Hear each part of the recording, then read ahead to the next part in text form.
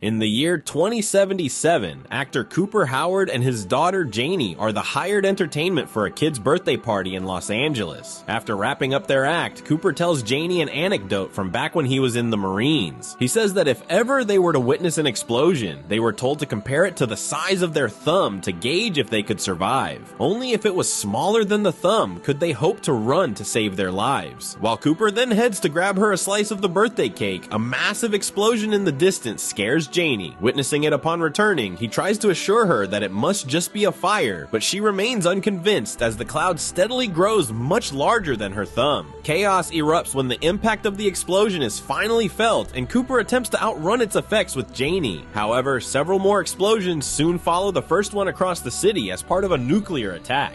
219 years later, Lucy McLean faces the council to apply for an arranged marriage with a resident of the neighboring Vault 32. Unable to have secured a match other than her cousin, this is the only option available to her. She introduces herself with the various skills she possesses and mentions that teaching American history is her favorite thing. Her father, Hank McLean, is also the overseer of Vault 33, where they reside with her younger brother, Norm. On the day of the wedding, she is accompanied by her best friend, Steph, to meet her father, who is hit with fond memories of his late wife. While a gorgeous scene is projected onto the venue, Hank then leads his daughter to Vault 32 while Norm contemplates her decision to marry a stranger. At the entrance, Lucy's cousin, Chet, tries to sabotage the wedding because of the apparent love he has for her, but she convinces him to give up. When the gate opens, Lee Moldover steps up to introduce herself as the overseer of Vault 32, and in return for seeds and machine parts, she offers a breeder for Vault 33. Monty is the dweller picked to marry Lucy, with whom she has the opportunity to strike up a conversation only after the ceremony. However, Hank chooses to address the gathering just then and welcomes the residents of their neighboring vault. He also happily announces that the radiation levels on the surface have now dropped to a level that will allow the next generation to safely recolonize above ground. While the happy couple leave the celebrations to retire for the night later, Norm witnesses the crops of Vault 32 that were destroyed by the blight. Going further, he curiously looks around what looks like an abandoned space. However, he soon comes across a tragic scene which causes him to hurry back. Meanwhile, Lucy senses trouble when she realizes that her new husband is part of the raiders from the surface. He grabs her roughly before she can escape, and when kicked, she ends up banging her head. Trying to escape Monty, who now wields a knife, Lucy is forced back, but she manages to grab his knife instead. Undeterred, he takes her on and stabs her. Using the emergency alarm blaring through the vault as a distraction, Lucy attacks Monty before injecting herself with a healing shot. Exiting her room, she heads to the armory, where she trades her knife for a weapon and heads further through the vault. Scenes of chaos and utter pandemonium await her as her beloved vault deals with an attack from the raiders. Spotting Norm hiding amidst their crops, she rushes over to his aid while Lee is seen accompanying the raiders. On the other hand, grief and rage overwhelm Steph as she mourns her husband and moves in to attack as well. Despite being stabbed in her eye in return, she strongly fights back. Meanwhile, Lucy saves Norm just in time and hides him before Monty finds her. Cornered and scared, she is saved when Hank knocks him out and proceeds to end his life.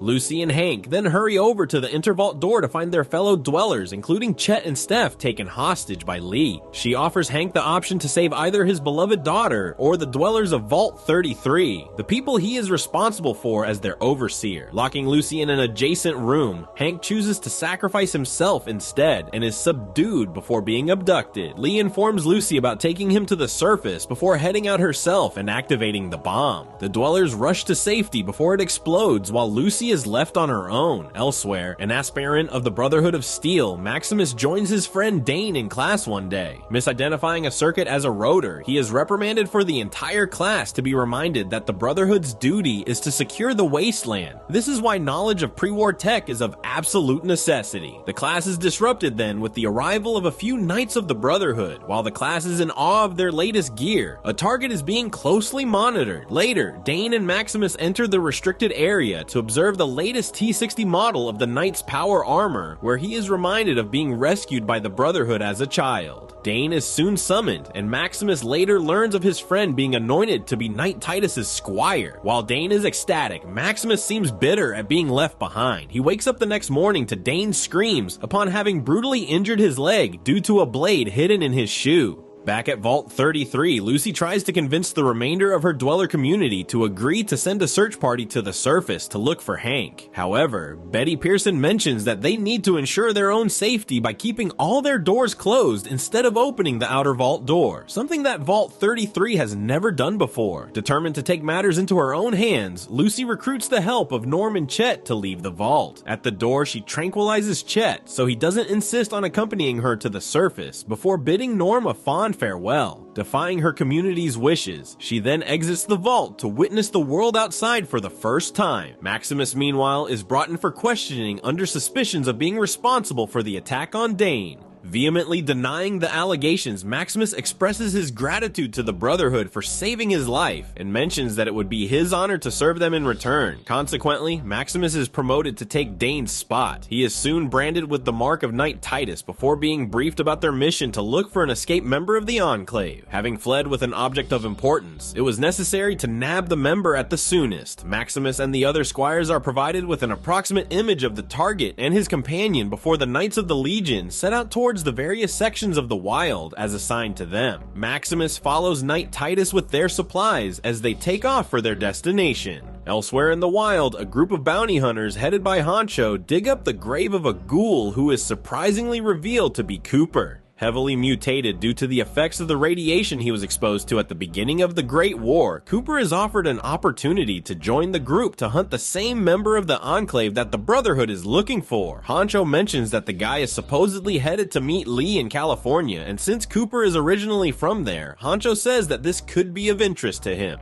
Intrigued, but unwilling to team up with the bounty hunters, Cooper swiftly takes down two of them to be left with just Honcho, whom he easily flings into his grave before heading off on his way. In an Enclave facility a while ago, Dr. Siggy Wilzig had been experimenting with puppies. One of them, CX-404, had successfully passed all the tests and gone on to become his trusted companion, whom he extensively trained. One such day, Dr. Wilzig injects himself in the neck with a mysterious substance that causes some pain and results in no immediate or visible changes. The next morning, he gets into an argument with a colleague and CX-404 rushes to his defense. Dr. Wilzig is then compelled to flee the Enclave with CX-404 even through the continuous hits made towards them, thereby becoming the target that the Brotherhood and Cooper are trying to pursue now. At the surface, Lucy explores an abandoned house with intrigue and comes across a skeleton family around the dinner table. Unwilling to think of the horrors they endured, she chooses to retire outside for the night instead. She is woken up a while later to find CX-404 and Dr. Wilzig in her company. He tells her about the joke regarding cockroaches surviving a nuclear attack and informs her that they not only survived the Great War, but evolved into becoming dangerous beasts, one of whom CX-404 is putting an end to, having saved Lucy's life. When she tells him about looking for her father who has been abducted by Lee, Dr. Wilzig says that she should head back home to her vault and save her life instead of struggling to endure in a land with no rules.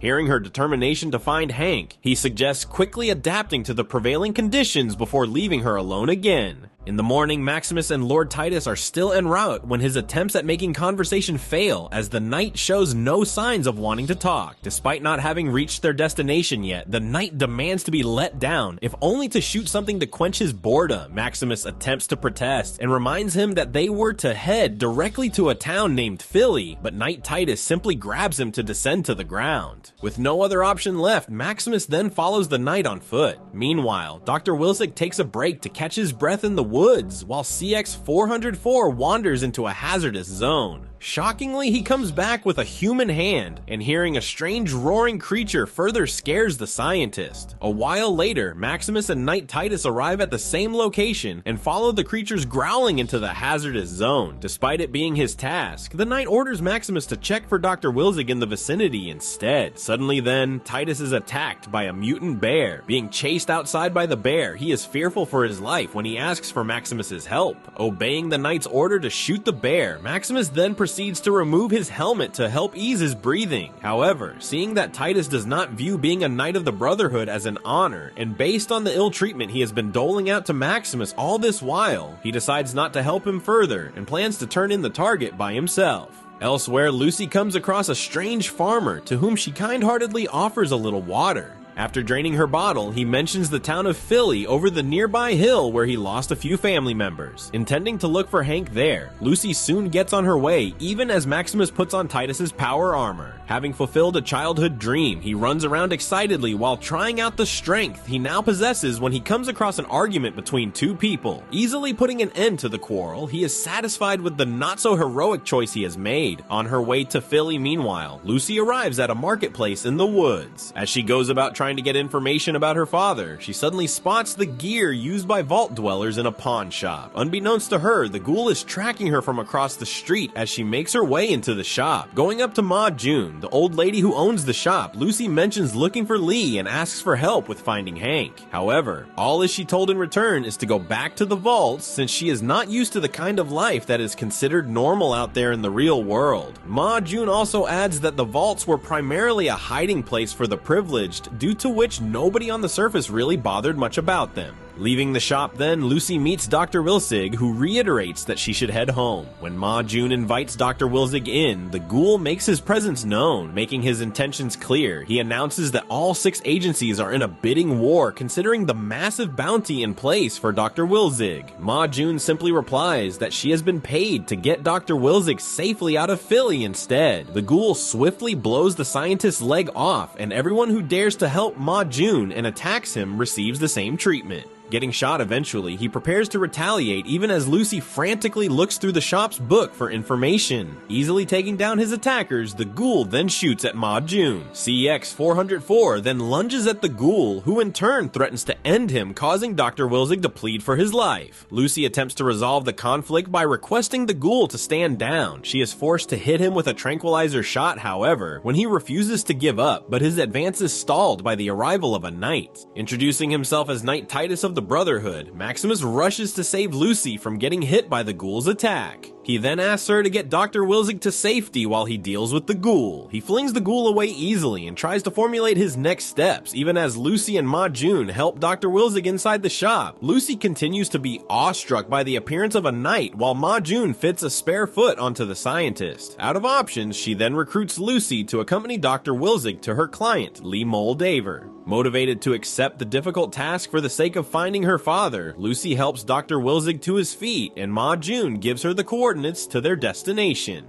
The shithole. The rapidly escalating fight outside gets Ma June to rush them out through the back door, where Lucy is further impressed upon seeing Maximus bravely knocking the ghoul off. Once they get on their way, Maximus gets his foot stuck, which lets the ghoul mess with the power suit. Maximus flies around with the malfunctioning suit and ends up crashing some distance away. The ghoul, meanwhile, realizes that Dr. Wilsig has escaped, and upon noticing the wounded CX-404, administers a healing shot to it. He leaves town later that evening with the healed dog, intending to track Dr. Wilsig with its help. By morning, a completely exhausted Dr. Wilsig suggests that Lucy goes ahead on her own instead of having him slow her down. She tries to motivate him by saying that they will get there together, but he surprises her by informing her that he has already ended it all. She is further shocked when he tells her that she could change the future if only she would deliver his head to Lee. Handing over a saw to aid her, he says that she can use his head to ask for Hank in exchange. When he breathes his last, Lucy braces herself to do the right thing. Back before the nuclear war destroyed the world, Cooper was shooting a film one day when he joined his wife, Barb, and daughter, Janie, during a break. With an outfit change in his arms, Cooper had been a part of a happy family then. As the ghoul now, he comes across the headless corpse of Dr. Wilsig, left behind by Lucy. Looking around, he decides to keep searching for the head, along with CX-404 for company. Traveling with Dr. Wilsig's head across the wasteland, meanwhile, Lucy takes a break by sundown. Curious about the head's value, she comes across the strange substance he injected himself with when its faint glow delivers a shock to her. Thinking ahead, she decides to plant a tracking device in it to make things easier if she loses it during her journey. While she continues to think about the knight who saved the day, Maximus is assessing the damaged power armor and a broken piece of gear when Officer Shortsight checks in through the radio transmitter. Posing as Knight Titus, Maximus reports being attacked by an abomination. When he mentions the passing of his squire, he is immediately assigned a new one, which leads a panicked Maximus to destroy the transmitter. Intending to mend the broken piece, he then leaves the armor behind and gets to a mechanic in the marketplace. Getting it welded, Maximus heads back only to find a group of scavengers surrounding the armor. picking a fight with them, he quickly realizes that he cannot keep up with them as he takes a thorough beating, which knocks him out. He stirs just as the scavengers get the armor to open up and determinedly makes his way over to them. While he seems to be easily overpowered yet again, he manages to get his arm into the armor in time to grab the leader's head to crush it. This successfully scares the others away just before Maximus notices the arrival of the replacement squire, Thaddeus. As he has been Maximus's main bully in the Brotherhood for a while, he rushes over to hastily put on the armor before greeting Thaddeus as Knight Titus. Swearing loyalty to the knight, Thaddeus promptly asks for mercy when he notices the knight's intentions to crush his head. Gloating with the power he holds over his bully, Maximus decides to spare him. A relieved Thaddeus then reports that their orders allow the knight to eliminate anybody who gets in his way of nabbing the target, since it would imply controlling the entire Wasteland. Lucy, meanwhile, arrives at the Hollywood Boulevard, which is now a lake. She is fascinated when she spots a fawn there, but is soon alerted to the sound of growling nearby. The fawn is suddenly pulled into the lake by a gulper who sets Lucy as its next target. Being dragged into the lake, she manages to hit it with a tranquilizer shot. While she saves herself from a dreadful fate, she ends up losing Dr. Vilzig's head to the gulper, who soon swallows it. Following the course of the gulper in pursuit of the head, she tracks it and prepares to retrieve it, only to be held at gunpoint by the Ghoul. When he looks through her things for the head and finds nothing, she confirms that she lost it. Back in Vault 33, an emotional Chet informs Norm about being stripped of his gatekeeping duties by the Council because of his hand in Lucy's escape to the surface. Meeting the Council next, Norm is heavily reprimanded for the danger posed to all the Vault dwellers because of the opening of their door. Betty reiterates that this mistake committed by Vault 32 is what put them and their neighboring vaults, 31 and 33, at risk of the raiders as well, struggling to reassign him since he apparently lacks enthusiasm in every job he has held. The Council eventually get him the thoroughly thankless job of serving food to the imprisoned raiders. Maximus, meanwhile, has his fun with getting Thaddeus to hunt for non-existent apples. Getting on their way soon later, Maximus tells him that their target escaped with a woman and that he had to deal with a ghoul instead. When he says that he did not end the ghoul as is expected from a knight, Thaddeus praises him since now they can track him, as he mentions every Wastelander leaving behind a radiation trail. Catching it on his tracking device, Thaddeus leads the way to the ghoul in the hopes of finding their target. However, they soon come across the abandoned headless corpse of Dr. Wilzig. Realizing that the value of their target must have something to do with the head, Maximus decides to keep looking. Meanwhile, the Ghoul uses Lucy as bait to lure the Gulper out again, even as she pleads that the head is the only way for her to get her father back. Successful in his aim, he pulls her out just in time as the Gulper gets there and they both try to attack it while it continues to snap at them. Getting flicked away, the Ghoul stays down momentarily, leaving Lucy to fend for herself with the Ghoul's bag. Fortunately, a bite from CX-404 gets the Gulper to leave. Going through his bag, the Ghoul then finds that the chems or liquids responsible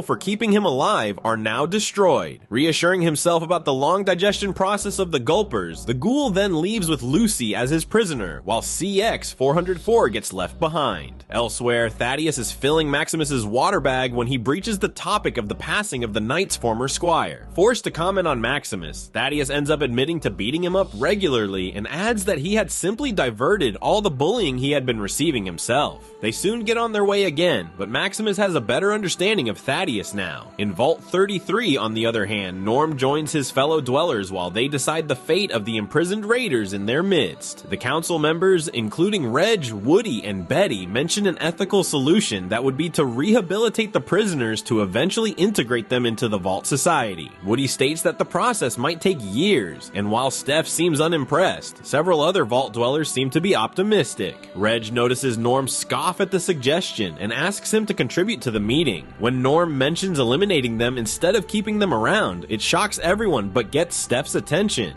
The meeting is then interrupted by the Vault's engineer, who announces that their water chip has broken, implying that they would have water only for about 2 more months, not including the prisoners' needs. This disturbing information is followed by the adjournment of the meeting, and Steph catches up to Norm to let him know that she agrees with his views since she lost her husband because of the raiders. Having followed the trail to the lake of the Hollywood Boulevard, Maximus and Thaddeus realize their mistake too late. Instead of finding the Ghoul here, they end up facing the Gulper. Maximus orders his squire to get to the shore while he shoots at the Gulper, which does nothing to stop it. A shot from Thaddeus instead distracts the Gulper enough to head towards him and begin to swallow him. Maximus holds onto him while pushing an attack at the Gulper, which eventually ends it, letting Thaddeus be pulled to safety. Registering that they both saved each other's lives, their attention is then pulled to CX-404 having recognized his owner's head that was pulled out from the Gulper along with Thaddeus, which means that they have nabbed the target they set out to hunt. Elsewhere, a parched Lucy is denied water by the Ghoul before they eventually come across a billboard of Vault Boy, the official mascot of Vault-Tec Corporation, the company responsible for the vaults. When the Ghoul takes a shot at the mascot's head, he thinks back to the day he had changed into the Vault's jumpsuit during his break. Urged by his wife, who was a Vault-Tec executive, he had agreed to do an advertisement for the vaults. Cooper had opted for a thumbs up, then for the photograph, implying that he was the inspiration for Vault Boy later.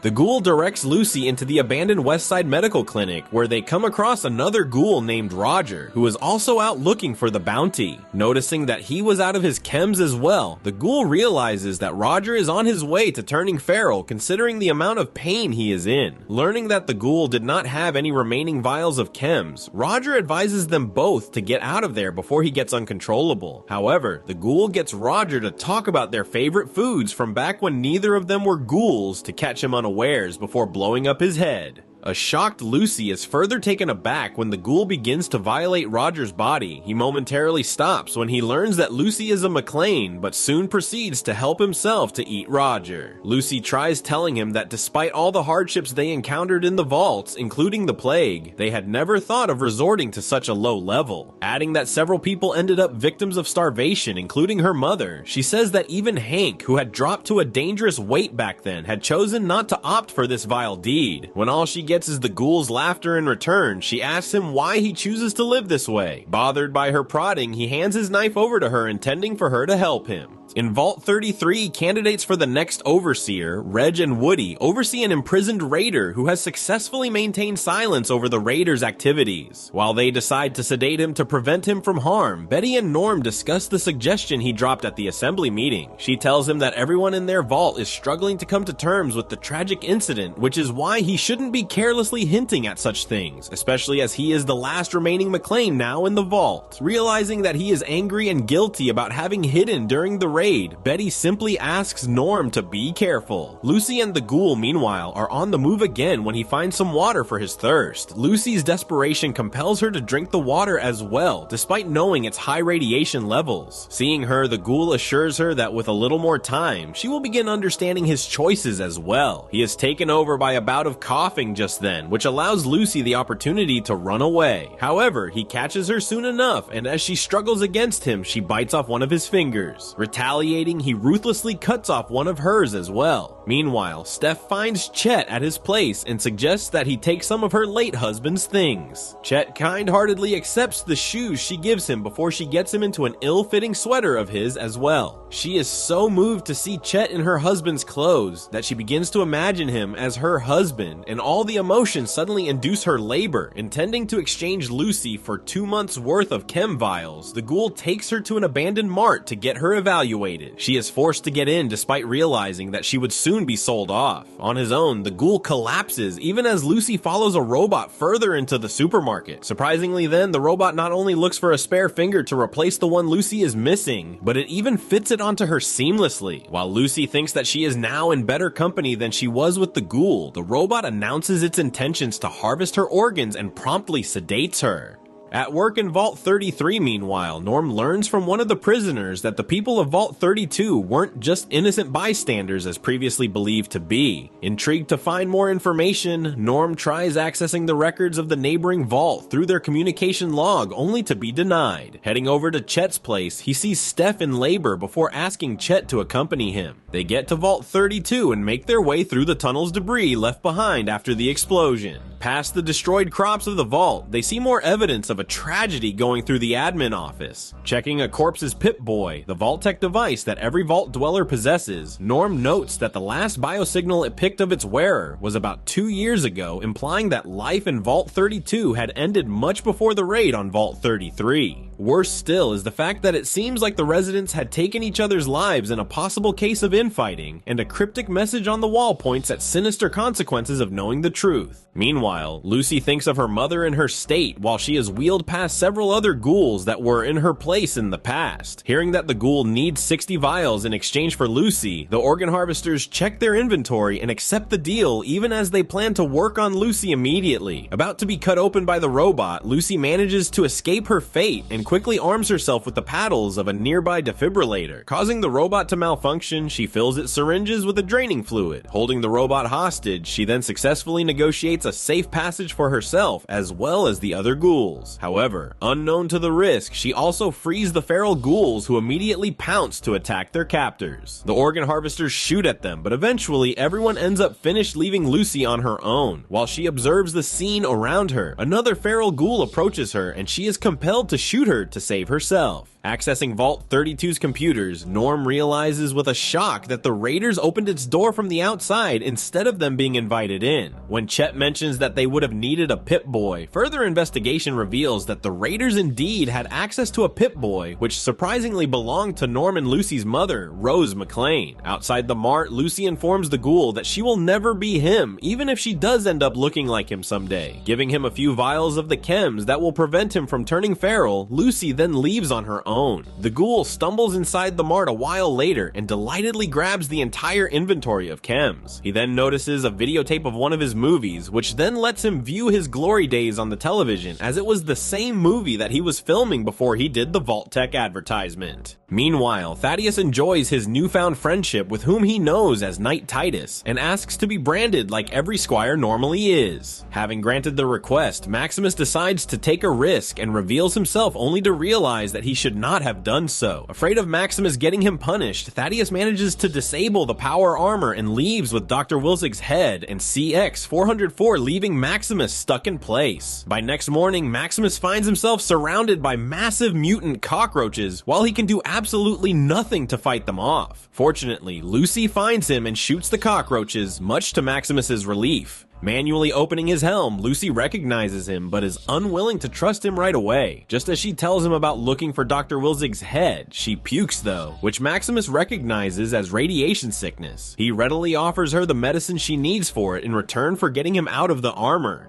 Continuing to be unsure, she asks his name, and Maximus says that he is Knight Titus. Easily finding the manual option then, as she knows the model, Lucy helps him out. However, while admiring the power armor, she suddenly passes out. Leaving Vault 32 meanwhile, Norm wonders how his mother's Pip-Boy ended up being used by the raiders. Observing more corpses with Chet, he notices that everyone is positioned trying to flee to Vault 31. With no way of knowing the reason, the two hurriedly make their way back home to Vault 33. On the other hand, hooked up to the medicine that Maximus had promised, Lucy gains consciousness while he hides the knight's power armor. Once he is done, he says that he needs to find his squire since he stole something of value to the Brotherhood. Seeing him leave, Lucy stops him and asks if the Brotherhood has more power armors and weapons. Guessing that he is after Dr. Wilzig's head, she mentions having a tracker that can guide them to it and offers to team up in return for a few knights to help her get Hank back. Initially wary, Maximus eventually accepts her offer, seeing that she decided to trust him. Meanwhile, dwellers of Vault 33 vote to elect their new overseer among council members, Betty, Reg, and Woody. With the raid and the persistent water crisis faced by the Vault, one of the voters, Davey, clearly states that he would prefer Betty's prior experience as overseer over the other relatively young candidates. Influenced by the reality of this fact, even Reg votes for Betty. While making their way to Dr. Wilzig's head, Maximus and Lucy get talking, and he asks why she thought she could easily just turn up and demand for her father without even knowing what the head contains or what its value is. In reply, she says that living in the vaults has possibly driven into all of them an inherent naivete. She mentions an example of her young self's belief that she was indeed playing in the sun with her mother when it was actually just a big light. Diving into a bit of research on the other hand, Norm is surprised to know that all their overseers were originally from Vault 31, including his father and their new overseer Betty, who is elected with a 98% majority.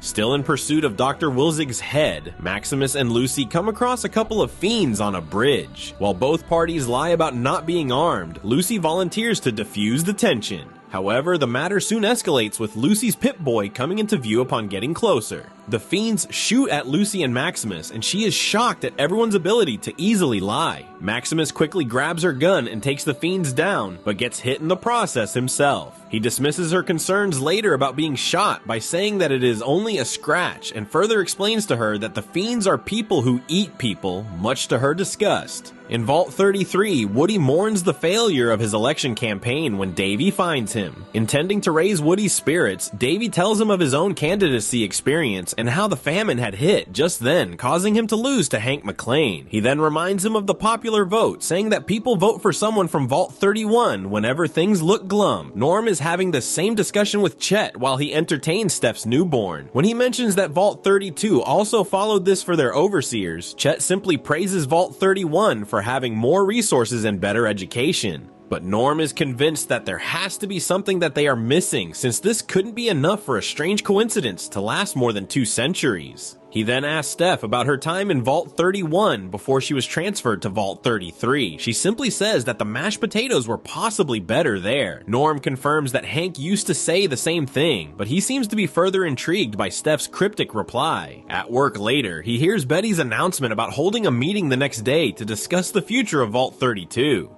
Arriving at Shady Sands meanwhile, Lucy is shocked to learn that about 34,000 people lived in the capital city of the new California Republic after the war, while she seems to believe that it pretty much defeats the purpose of the Vaults, whose entire objective was to reclaim the surface one day to restart civilization. Maximus reminds her that the city failed and is now abandoned. Showing her the ruins of the once magnificent city, Maximus informs her that he survived the tragedy that befell Shady Sands. His wound begins troubling him just then, and Lucy insists on looking for some help with it. Taking a detour from their search for Dr. Wilzig's head, the duo arrives at a medical laboratory that used to be a division of the Vault-Tec Corporation.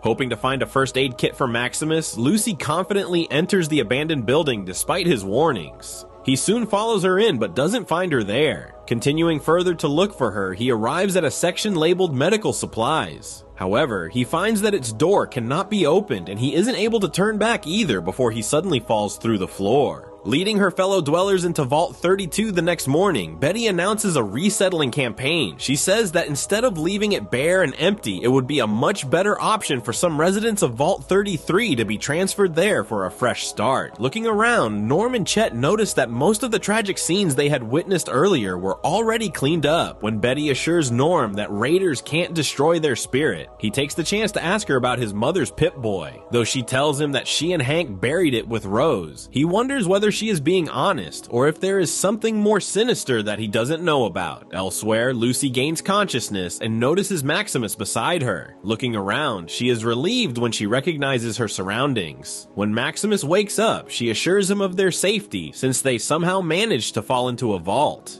Before the war, Cooper had filmed an advertisement for Vault-Tec Corporation from its coveted Vault 4 to showcase its strength and stability. With a family of scientists, he had then helped announce that 80 such families have volunteered to live in the vault for a trial period of 5 years to be prepared for a future contingency. After the shoot, an HR executive of Vault-Tec, Bud Askins, approached him. However, hearing that Bud used to work with the defense corporation responsible for a flawed model of power armor put Cooper off, considering he had witnessed the loss of several lives due to the faults. Hoping for some time with his wife, instead, Cooper had met Barb, then only to learn that they were to host a rap party that evening. He reluctantly agrees to it, but when he sees his house full of people he doesn't know, he promptly heads outdoors and meets his actor friend Sebastian. He proceeds to discuss with Sebastian how all the advertisements he is doing with Vault-Tec showcasing the end of the world scenarios are directly leading to him losing work. Sebastian assures him not to worry about any of that, since he believes that the future belongs to people who can accept changing times. Having at least partially adapted to the change as the Ghoul now, he wakes up in the mart to find himself surrounded by an armed group of people. Their leader, Sheriff Troy, accuses the Ghoul of destroying a legitimate business before having him knocked out.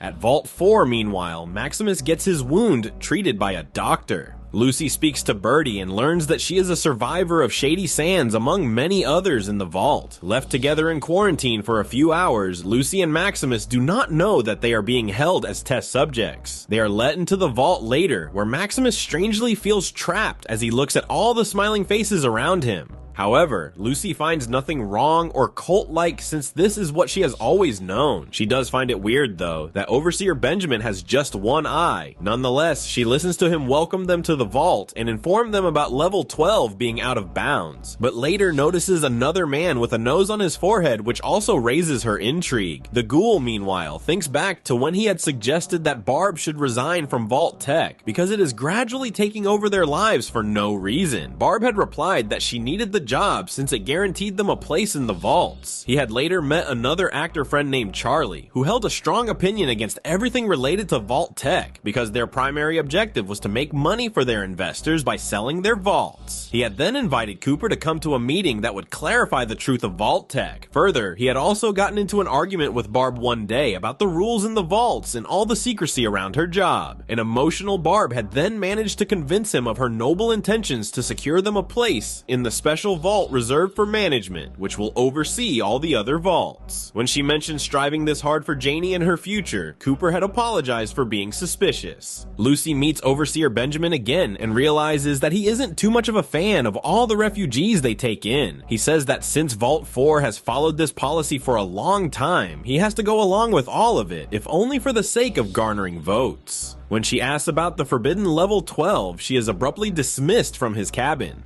A curious Maximus, meanwhile, gets to the vault's fusion core intending to find how they generate electricity. Birdie finds him there, and in an attempt to gain his trust, she offers him a Pip-Boy and assigns him a unit of his own. Though initially wary, he eventually enjoys the perks of living in the vault, which he hasn't experienced before. Lucy, on the other hand, arrives at an empty classroom and notices that they are taught the history of Shady Sands there instead of the pre-war American history she teaches back in Vault 33. Noticing several residents gather then, she is invited to something called a surface dweller tradition. On the surface, the Ghoul is led to Sorrel Booker, the president of the apparent government of the Wasteland. While the Ghoul sews back his finger, he asks Sorrel about Lee Moldaver. He learns that she is called the Flame Mother and that she is quite dangerous as a leader. Sorrel then tells him that the organ dealership the Ghoul busted used to be under his protection, which is why he cannot just let him leave without facing consequences. Admitting to his involvement with the incident, the Ghoul adds that he has even caused mayhem in Philly. Once Sorrel pronounces his punishment, though, he easily takes out the two sheriffs flanking him. Noticing Lee's picture in Sorrel's wanted list, the Ghoul is surprised because he seemingly remembers her. He thinks back to the covert meeting he attended while Lucy deposits her Pip-Boy to join the other surface dwellers. However, she is soon horrified to witness the eccentric ritual praising the Flame Mother and promising to bring back Shady Sands along with those who have been lost. She is also shocked to see that not only is Birdie willingly partaking in the proceedings, but that the Flame Mother is none other than her father's abductor, Lee. Moreover, at the meeting, Cooper had briefly met a young Lee Moldaver who had been a fan of his work.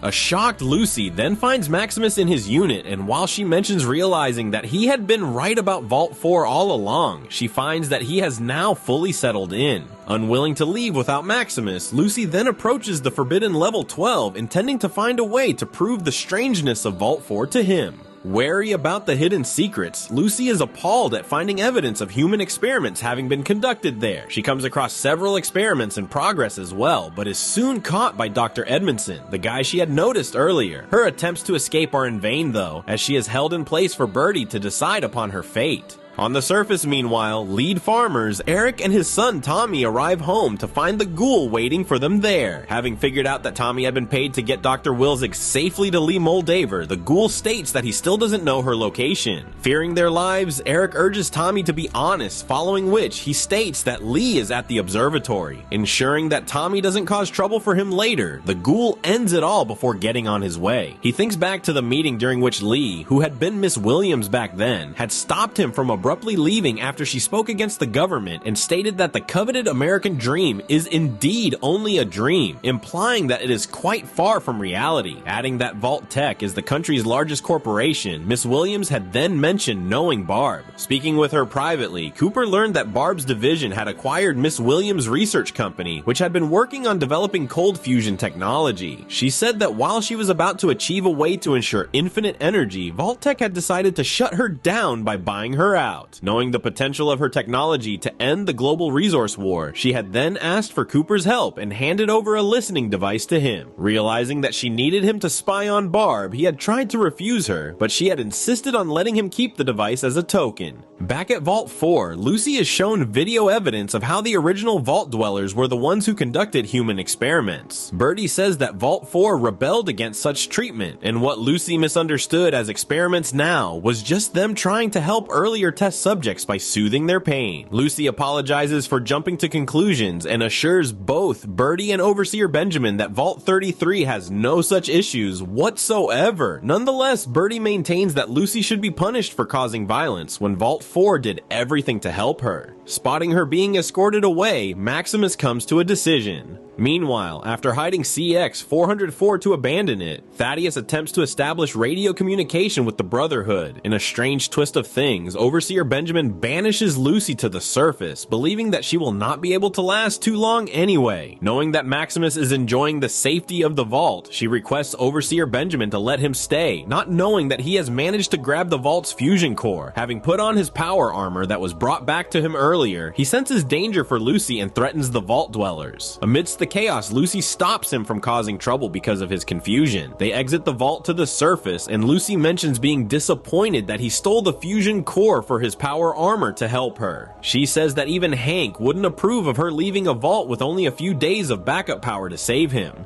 Knowing that the power armor cannot function without a fusion core, Maximus is compelled to agree with her because of her selflessness. Leaving the power armor behind, they drop the fusion core back to Vault 4, and Lucy then invites Maximus to Vault 33. Overwhelmed by her trust in him, Maximus finally admits the truth about his identity to her.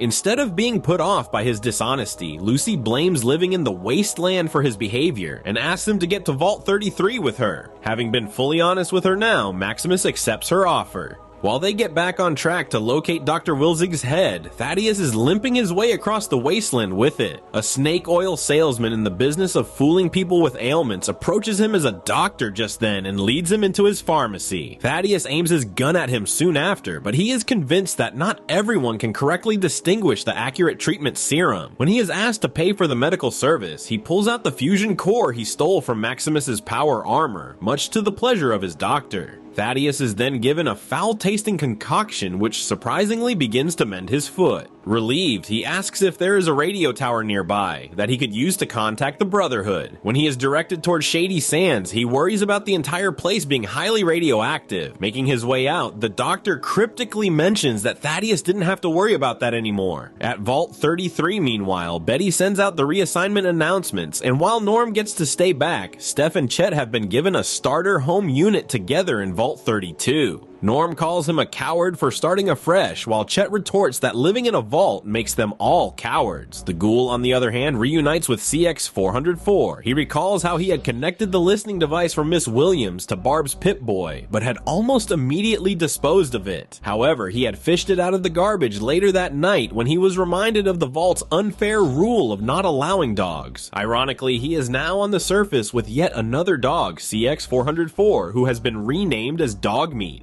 Having finally managed to contact the Brotherhood, Thaddeus waits to be picked up from the radio station when he notices Maximus and Lucy approaching him. As she asks for Dr. Wilsig's head, Thaddeus unknowingly steps onto one of the several booby traps laid around, but wonders how he hasn't lost his life, even with an arrow through his neck. When he pulls it out and the wound begins healing, Maximus realizes that Thaddeus has become a ghoul. Worried about the consequences with the Brotherhood regarding this new development, Thaddeus hands over the head to Maximus before hurrying away. Hoping to buy time for both Thaddeus and Lucy, Maximus grabs another head among the corpses trapped around them and gives Dr. Wilsig's head to Lucy so she can get Hank back. Reluctant to leave at first, she agrees when Maximus promises to look for her in Vault 33, where reassignments are now underway. Announcing Steph as the interim overseer of Vault 32, Betty wishes the new residents good luck as they are transferred. Amidst emotional goodbyes, however, Chet notices Norm sneak away. Accessing Betty's computer, Norm contacts the overseer of Vault 31. Pretending to be her, he gets himself invited to Vault 31, proving that Betty is up to something. Hoping to uncover the secrets carefully hidden by numerous others before him, Norm cautiously gets to Vault 31. Meanwhile, the Brotherhood gets Maximus to Philly, where he meets Elder Cleric Quintus and offers the head he had secured. Once it is clear that the head is not the one they have been looking for, Maximus's life is threatened, only for Dane to rush to his friend's rescue. As Maximus pleads and offers to lead the Brotherhood to the real head, Dane urges the Elder to give him another opportunity. Impressed with his loyalty, the cleric spares Maximus's life. Speaking privately with Maximus later, Elder Cleric Quintus states how the Brotherhood used to have authority over the Wasteland earlier, and how it has gradually been lost over time. Maximus is told that if he could really lead them to Dr. Wilsig's head, then a new Brotherhood led by Quintus would be formed, which would finally be the home that he has been looking for. Dr. Wilsig's head, meanwhile, makes its way to the observatory with Lucy. The Ghoul, on the other hand, thinks back to having dropped Barb at work one morning when Bud Askins had informed him about his program, the Bud's Buds, which he had claimed was a way to expand human lifespan for multiple centuries. After they left, Cooper had continued to listen in to Barb and Bud's conversation through the listening device and had been intrigued enough about Bud's Buds to have followed them in. At the observatory, Lucy is relieved to see Hank even as he is held in a cage. Addressing Lee, Lucy mentions having thought of placing a grenade in Dr. Wilsig's head before getting there for some revenge, and adds that she changed her mind since that wasn't what her upbringing taught her. Instead, she simply hands over the head in return for her father. Having extracted a vial from the head, Lee agrees to the deal, but offers to reintroduce Lucy to the kind of person Hank is. While she reveals that Hank wasn't born in a vault, Norm makes his way to Vault 31 and comes across a Brain on Wheels situation, which is the Overseer who promptly recognizes him as only partially having Hank's DNA. When Norm says that he is Hank's son, the cyborg panics but isn't able to stop Norm from approaching the vault and its secrets. Waiting for Barb in her office, Cooper had listened in on the ongoing meeting during which Bud spoke about defeating their enemies by outliving them since Vault-Tec had resources to last them multiple centuries. In Vault 31, Norm is shocked to discover that following Bud's plans, Vault-Tec had indeed cryogenically preserved several of their well-trained junior executives, including Hank McClane, with Bud as their Overseer. Instead of dismissing Bud's idea during the meeting like Cooper expected her to, Barb had instead suggested 3 interconnected vaults, 31, 32, and 33, where they could explore the idea further. She also mentioned that since they have more than 100 vaults across the country, their competitors could easily grab multiple vaults for their own ideas, which nobody would even have to know about. Further shocking Cooper, Barb goes on to state that Vault-Tec will guarantee the requirement of the vaults by being responsible for the explosion themselves. Elaborating on this twisted logic, she says that while it will be a tragedy, it will also provide them an opportunity to be a monopoly, since there won't be anybody left to fight with. Still reeling with the shock, Cooper had then allowed a young Betty to introduce him to a young Hank. Lucy also finds it difficult to come to terms with the fact that her father has been around for longer than he made it look like when Lee adds that not even Rose knew the truth about Hank. Dane, meanwhile, admits to having caused his own accident because he was scared of the mission. Maximus tells him not to apologize since taking his place as the Squire had eventually led him to Lucy. When he speaks of leaving the Brotherhood and living safely with Lucy in a vault instead, Dane honestly tells him that there cannot be any place where war doesn't happen. Forces of the Brotherhood joined soon after to head to the observatory, where Lee reveals to Lucy that Rose had discovered Hank's dishonesty one day and had escaped the vault with both her children to the city of Shady Sands. However, when Hank finally located them, he took the children with him and bombed the place. Lucy suddenly recalls having met Lee there earlier, even as Hank tries to convince her of Lee's evil ways. Stating that Lucy brought over the cold fusion technology through Dr. Wilsig, Lee says that she now only needs a code from Hank for its activation. Even as Lucy finally realizes that her mother became a feral ghoul because of the destruction of Shady Sands, Hank tries to convince his daughter to see through Lee's lies. An emotional Lucy asks her father to provide Lee the code she needs, and he reluctantly agrees to do so. While the process of cold fusion is successfully initiated, Norm is trapped in Vault 31 since he now knows the truth. Hank tells Lucy that whatever he did was for the best of his people, and adds that Lee is the same as him. About to launch the cold fusion, Lee is stopped by the timely arrival of the Brotherhood. Springing into action, she gets her men to put up a strong defense, and they begin shooting at the approaching Brotherhood. Even as the Knights retaliate with their firepower, Hank tries to justify himself himself by convincing Lucy that he simply chose a peaceful option against the one with violence and war. Meanwhile, Lee leads her people and both sides engage in the ensuing chaotic battle. While Maximus and Dane gradually progress through the battlefield, Hank mirrors Barb to tell Lucy that all wars can end only when the different sides are eliminated till Justin remains. Having overwhelmed Lee's forces, several knights and their squires arrive inside the observatory only for the Ghoul to distract them. Pointing out a fault in the power armor, he wonders if it has been fixed in the latest model. However, aiming at the faulty welding below the armor's chest plate, he is easily able to take down a knight. Another knight opens fire, but even when one of his shots knocks out the place's power, the Ghoul is undeterred and keeps up his attack. While Hank tries to get Lucy to free him, Maximus finds his way to them. Hearing that Hank is her father, he frees him and urges them to get to safety. However, honest to her core, Lucy admits that Hank is responsible for Maximus's life in Shady Sands being destroyed. Hank, meanwhile, gets himself into the power armor of a knight, and an angry Maximus approaches him. However, he is easily knocked out, which leads Lucy to aim Maximus's weapon at Hank. Reminding her that she left the safety of their vault to rescue him, Hank states that even with her limited time on the surface, she has changed. She is spared the trouble of shooting her father when the Ghoul shoots at him instead and asks him where his family is. Choosing not to answer, Hank simply flees, which leaves the Ghoul to offer Lucy a chance to join him in tracking Hank to meet the people responsible for all the mess, the leaders of Vault-Tec. Picking up Maximus's weapon again, Lucy puts Rose out of her misery and leaves an unconscious Maximus behind with a promise of finding him again to join the Ghoul. On his own when he wakes up later, Maximus witnesses a mortally injured Lee activate the fusion reactor which powers the entire city. However, she soon breathes her last holding Rose's hand. When Dane gets there with the rest of the Brotherhood, he acclaims his best friend as Knight Maximus for defeating Lee. Elsewhere, the Ghoul and CX-404 along with Lucy hope to track Hank, who approaches the remains of the city of New Vegas. Thanks for watching until the end. Make sure to drop a like and a subscribe, and I'll see you on the next one.